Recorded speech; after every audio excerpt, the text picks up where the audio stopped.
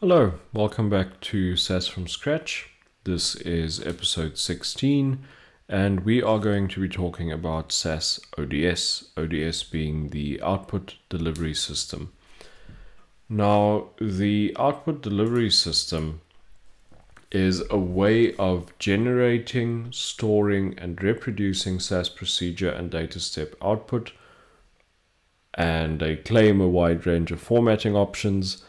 I do hope they're not talking about the built-in styles, because in my mind, SAS ODS is something that could use probably a little bit of an upgrade. The way that SAS ODS works, in a nutshell, is that you have a particular destination, for example, a PDF document or an Excel document. You open that destination, you close that destination, and whatever you put in between the open and close bits, provided that it produces results, i.e. something that would go to the results tab, that then gets printed to this destination as well. For example, a PDF document. For me personally, this does not compare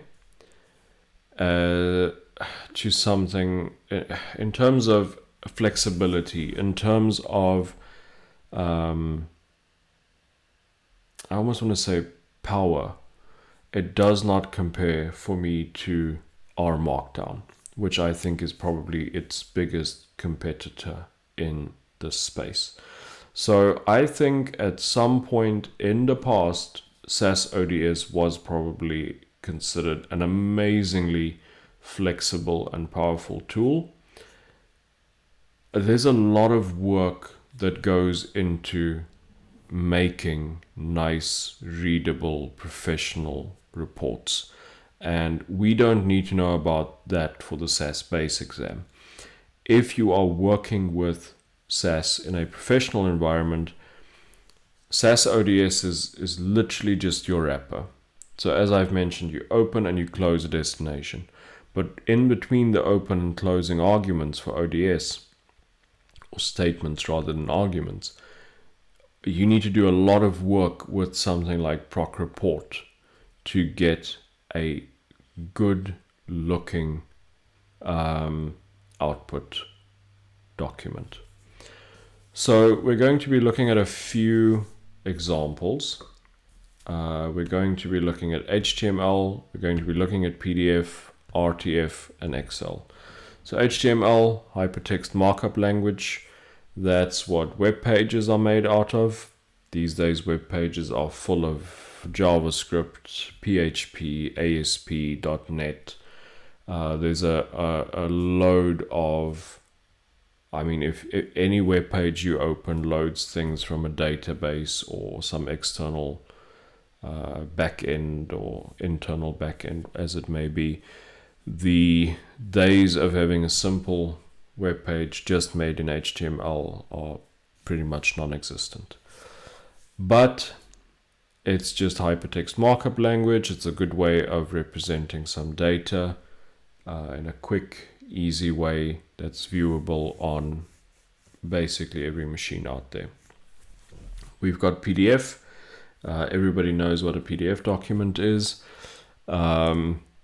Benefit of a PDF, of course, is it is harder to edit. It's something that if you want to send it to somebody in a nearly read-only format, that would be the way to go. There's always ways around it, of course. RTF is your rich text format. It's not a Word document, but it's similar to a Word document and what I mean by that is that it can, for example, bold text, underline text. It can have different font sizes and colors, and I think it can do a little bit of alignment and that sort of thing. RTF is quite an old format, but it is used quite extensively in the industry. If you're using SAS, but not my favorite to work with, and everybody knows Excel. So that's your, obviously, spreadsheets, documents, that sort of thing, Microsoft Excel. Let's look at some examples. ODS HTML, I'm going to run through these examples, and I'll do a bit of it in code as well. I'm not going to get too stuck on it. A lot of these I'm not going to open in my browser, for example, because it would just be, so I'll give you the code, and it'll be something that you can easily do on your own, and you can open it and you can play around with it. But just for privacy and security reasons, I'm not going to be playing around with my file explorer and dragging and dropping things across from different areas of the screen. We're going to stick to whatever is in this browser window. So we should be able to open, for example, the PDF file, but I don't want to mess around with the rest. I'll provide you with all the code. It'll be data sets you can use yourself, and you can run it in your own time on your own machine. So the first one we're going to look at is ODS HTML. Now I will remind you that because the semicolon is here, it means that this whole bit here between ODS HTML and the semicolon is considered a single line.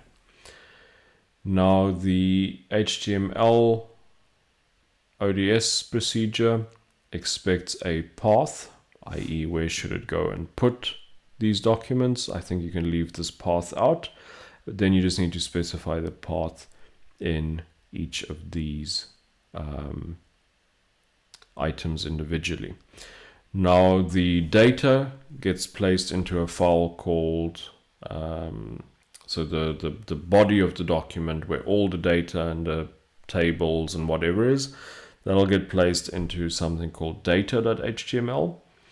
There's going to be a contents, whether that's a sidebar or whatever as it may be, with, for example, if you've got a proc print and you've got a proc means and a proc fric, there's going to be like hyperlinks that you can click on and it'll navigate to all the different procedures.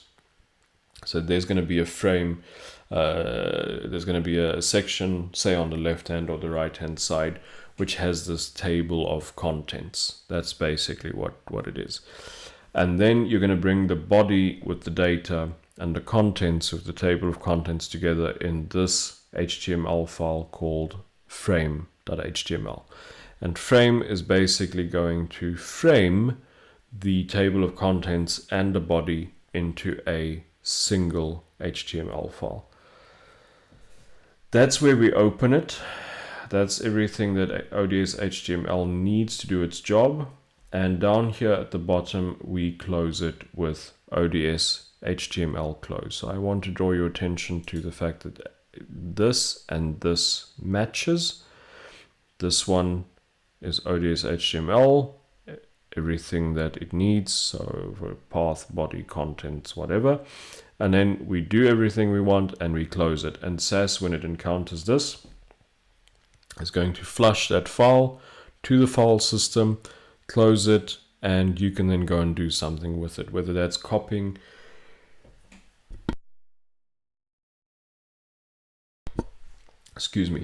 whether that's copying that file somewhere or emailing it to somebody.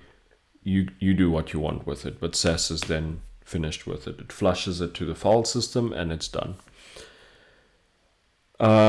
Let's maybe look at an example of that in code. And again, I am going to keep it very brief, and we're not going to look at the results, but we will see that the results are generated, and then I'll leave it up to you to reproduce the example in your own time. So let's say, for example, we're going to do proc means of sashelp.cars. We did proc means just in the previous episode, and we did it in episode 7 as well. Let's do something by make, and we are going to compare the engine size. So if we run this, we get for each make of car, whether it's the Acura, the Audi, the Beamer, the Buick, whatever, we get some basic descriptive statistics on the engine size. Now note, we didn't output it to a data set, we output it to the results tab. And what I meant earlier is whatever then can be printed to the results tab can also be printed to the ODS system. And so if we wanted to get this into a document, now in this case it's going to be HTML, but we'll look at PDF as well. If we wanted to get this into an HTML document, we know we would have to open ODS HTML, and we know we would have to close the HTML ODS function. Now, ODS HTML expects certain things. So we need to give it a path, i.e. where should the files be stored. We need to give it the name of a body HTML file. In this case, I'm just going to call it body.html. We need to give it the name of a contents, table of contents HTML file. I'll call it TOC for table of contents. We need to give it the name of the frame HTML file, and that is going to bring body and contents together and frame them nicely in a viewable manner with hyperlinks, if I'm not mistaken. And then an additional thing that you could specify, for example, is a style. Let's look at the style later. They're all going to look the same, I think, whether it's PDF or HTML. RTF might not display in the same way, but we'll figure it out. And then for the path, I'm just going to use this episode 16 folder that I've got here.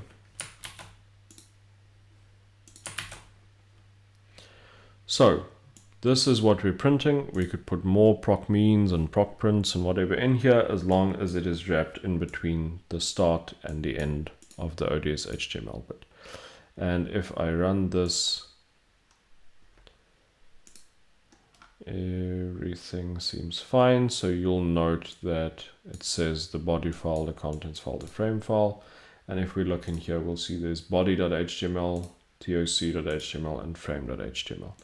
And I think we can view this as text. And you'll notice if we look at this, it makes a frame where it loads the table of contents, and it makes a frame where it loads the body. And if we look at the body file, you'll see there's some CSS here at the top. That's all of your styling. If we scroll down past all of the styling, and there's quite a lot, you'll notice, so if you're familiar with HTML, so here is make Acura, which is what's happening here. So Acura engine size means standard deviation. If we look at the come on. If we look at this, for example, you'll see it says make BMW. It's got a table that it's spinning up here. There's procedure means, summary statistics, analysis of engine size, N, mean, standard deviation, minimum, maximum, and there's all the values that we see in here as well. So that's what it's doing. It's creating an HTML file with the same results. And if you open that in your browser, it's going to look basically like this. I think the only thing it might do is left align it a little.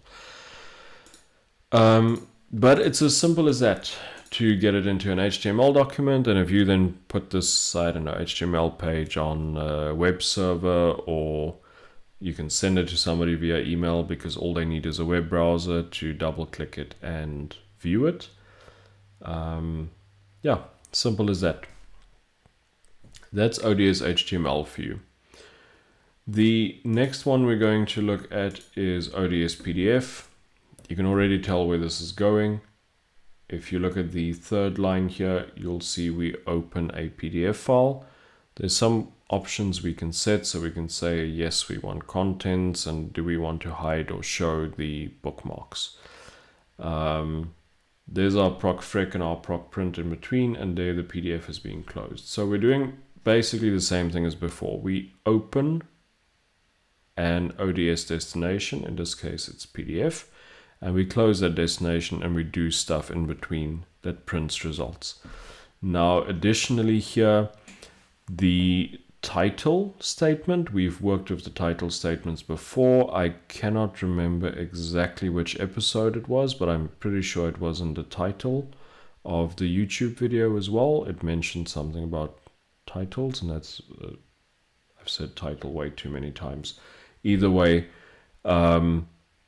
this is just going to create a title, big font at the top of every page of the PDF document until it's either reset or cancelled or changed or whatever as the case may be.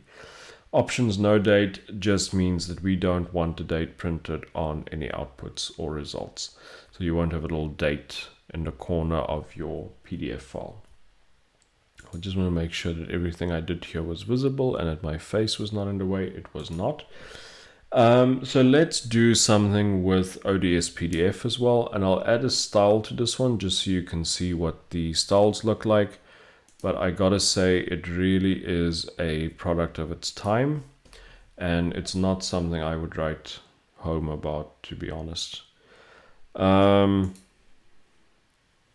we're going to use the same proc means. Let's open a PDF file and ODS PDF close. You can already see what I'm doing. Open, close, whatever I want in between, I do. So in this case, ODS PDF takes a file. Here we had path, body, contents, and frame. That's just the difference between HTML and PDF. I'm just going to copy this path because it is useful. And I am going to say, let's just call it output.pdf. And I'm also going to specify a style. Now, because I'm starting to drop multiple lines in here, I want it to look a little bit neater, and I'm just going to space this over a multi-line. This is one of the built-in styles. It's called electronics. It is not glamorous. Prepare yourself. And you can find more styles in... You can find it online, and I think some are mentioned in the SAS Base Prep Guide as well. This is just a random one that I pulled, but like I said, I think it's quite ugly. And then what I'm going to do is for the bit in between, I'm just going to run the same proc means again. So let's run this. And I should be able to double click this and open it without too much fuss. If you notice here, we have output.pdf.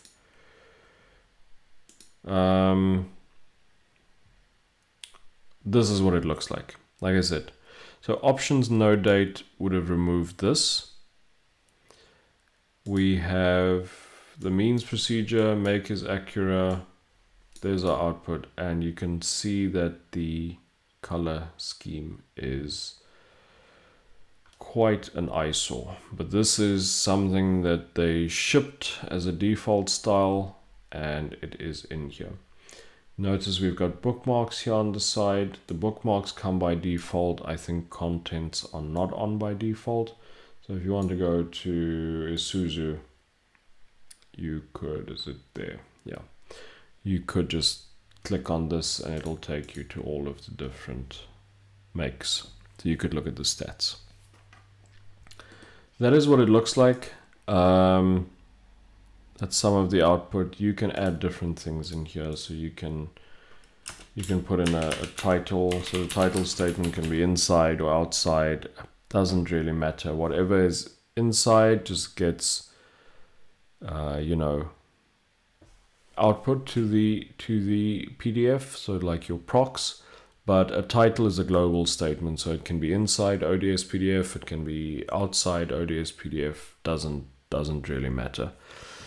You can also output a little bit of text if you want. So if you want to say ODS text equals, there is a random piece of text, you could run that and you'll notice that this text will be in your PDF document as well. And technically you should be able to do this with HTML, RTF, Excel. I'm sure it's possible. That is basically it, I think, for PDF. Let's look at the RTF example. Same thing, file equals, and then you give it a name. So this really should have like a .rtf at the end, and it should have a path. Otherwise it's going to, default path might be some user library or some default SAS folder library or something, where it's going to try and write that out. So put in a proper path. There's another style, wouldn't recommend it, just stick with the plain stuff. And we've got a proc frec in between, and we close the RTF destination. So that's, again, fairly straightforward. Pretty much the same as the PDF thing. The only thing that's changed here is this is RTF instead of PDF for the opening and the closing statements. And you would change the extension here so that whatever you know, if you want to double click it again in Windows or Linux or Mac, that it knows what file type it is and what it should use to open it. That's RTF. I don't think I can do anything more than this example already shows, so I'm going to leave it at that. And then lastly, this is the ODS Excel option. So you'll notice here title is now inside, whereas with the PDF one it was on the outside. As we said, it doesn't matter because it's a global statement. It will persist until it is cancelled, changed, etc. So we open the ODS Excel destination here in the first line. Note that this is technically one line, which is why the semicolon is only here. And we close the ODS Excel destination as well at the end.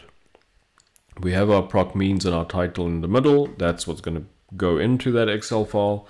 But this one is a little bit more interesting. So ODS Excel, in this case, it has a by statement, and there's some extra options that's been put in here. So sheet interval is equal to by group. And what that does is it will create a new sheet for every value of the by group. So in this case, you know, there's something called manager. And let's imagine we've got managers Abe, Bob, Charlie, Dave. So it's going to create a sheet for Abe, a sheet for Bob, a sheet for Charlie, a sheet for Dave. And whatever the output of the proc means is, it's going to output it in there. Each one in its own sheet. So the stats, the descriptive stats for each will go into its own sheet as sorted by the by group. Suppress bylines, I think you can play around with that. I'm not too sure about it because I almost never use this, and I can't remember exactly what that does. It suppresses the bylines for each by group.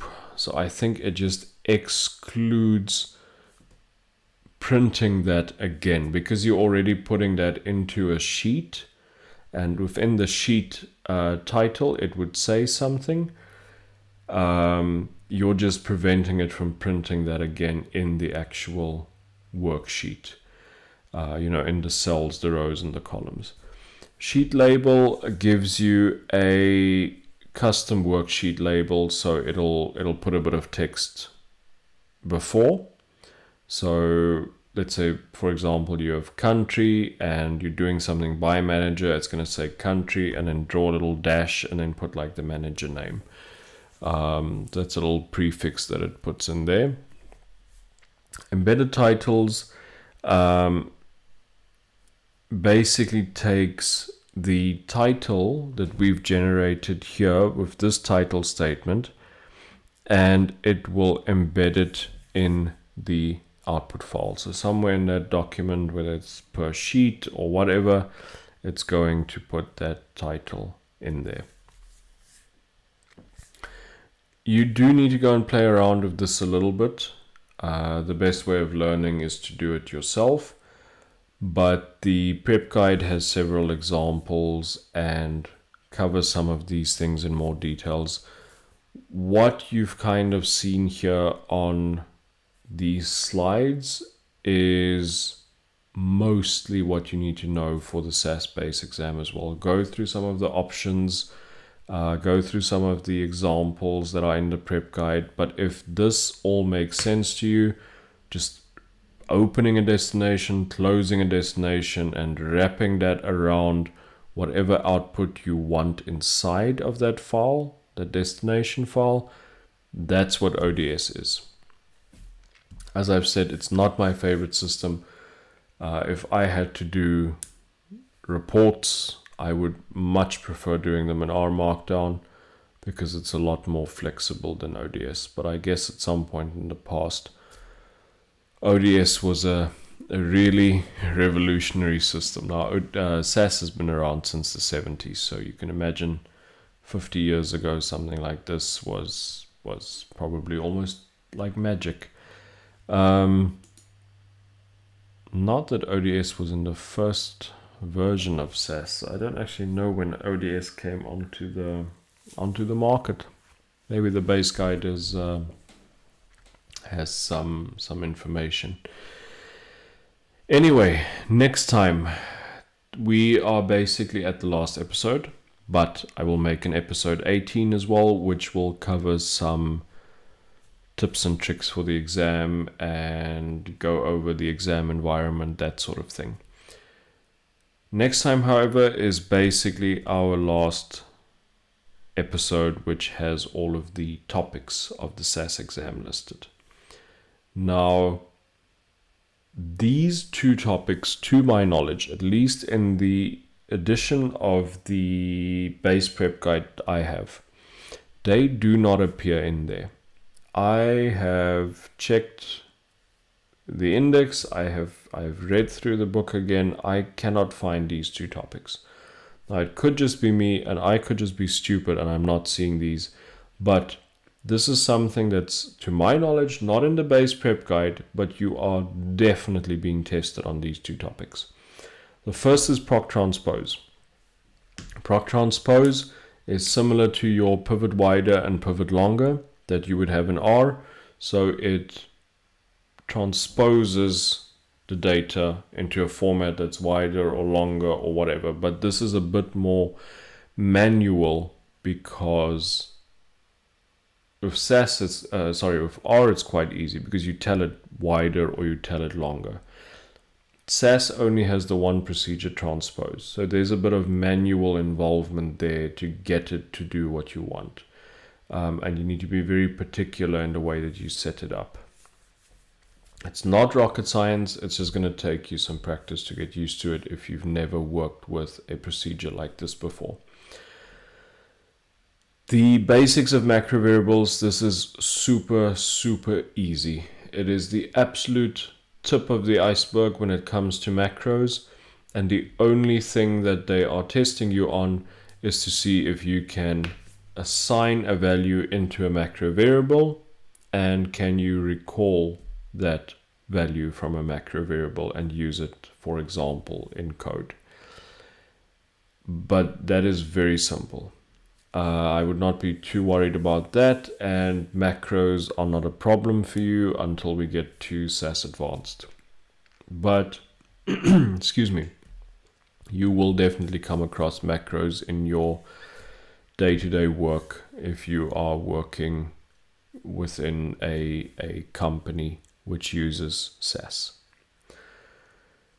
That is it for episode 16. That is it for the future look at episode 17. We will talk about 17 again when we'll talk about all these topics when we actually get to 17. But until next time, I want to just say thank you for sticking with me, for, watching this episode.